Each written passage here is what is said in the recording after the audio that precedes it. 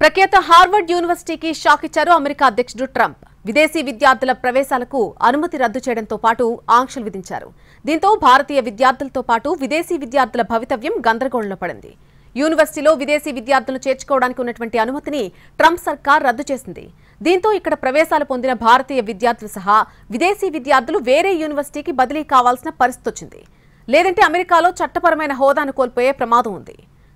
యూనివర్సిటీలో ప్రవేశం పొందిన అంతర్జాతీయ విద్యార్థులు వీసా పొందేందుకు అవసరమైన పత్రాల జారీకి student and exchange visitor program కింద విశ్వవిద్యాలయాలకు అనుమతి లభిస్తుంది. యూనివర్సిటీలు ఇచ్చిన సర్టిఫికెట్తో విద్యార్థులు వీసాకు దరఖాస్తు చేసుకుంటారు. హార్వర్డ్ అధికారిక వెబ్సైట్ ప్రకారం ప్రస్తుత ఏడాది ఈ యూనివర్సిటీలో 6,800 మంది విదేశీ విద్యార్థులు నమోదు చేసుకున్నారు. ఇక్కడ మొత్తం విద్యార్థుల సంఖ్యలో 27% మంది విదేశీయులే. వీరిలో ఎక్కువ మంది గ్రాడ్యుయేట్ స్టూడెంట్స్ ఉన్నారు. ఇక భారత్ నుంచి 788 మంది ఈ యూనివర్సిటీలో ప్రవేశం పొందారు. ఇప్పుడు ట్రంప్ ప్రభుత్వం నిర్ణయంతో వీరందరి భవితవ్యం కూడా గందరగోళంలో పడిపోయింది. హార్వర్డ్ యూనివర్సిటీలో విదేశీ విద్యార్థుల ప్రవేశాల రద్దు 2025-26 విద్యా సంవత్సరం నుంచి వర్తించనుంది. ఒకవేళ ప్రభుత్వం దీనిపై నిర్ణయం మార్చుకోకపోయినా, కోర్టు నుంచి ఊరట లభించకపోయినా ఈ ఏడాది విదేశీయులకు ఇచ్చినటువంటి ప్రవేశాలన్నీ కూడా రద్దేనట్టే. ఇప్పటికే ఈ సెమిస్టర్తో డిగ్రీలు పూర్తి చేసిన విదేశీ విద్యార్థులు గ్రాడ్యుయేట్గా బయటకు రావచ్చు. కానీ ఒకవేళ చదువు మధ్యలో ఉన్నవారైతే మాత్రం తప్పనిసరిగా మరొక ఇన్స్టిట్యూట్కు మారాల్సి ఉంటుంది. లేదంటే చట్టబద్ధమైన హోదాను కోల్పోతారు. అయితే ఇక్కడ కొన్ని షరతులు కూడా విధించింది ట్రంప్ ప్రభుత్వం. విదేశీ విద్యార్థులకు ప్రవేశం కల్పించేందుకు హార్వర్డ్కు ఉన్నటువంటి అనుమతులను రద్దు చేస్తూ department of homeland security secretary Kristi Noem లేఖ రాశారు. అయితే ఈ హోదాను పునరుద్ధరించుకునేందుకు హార్వర్డ్కు ఒక అవకాశం కల్పించారు. 72 గంటల్లోనే తమ 6 డిమాండ్లను అంగీకరించాలి అనేది ఈ లేఖ సారాంశం.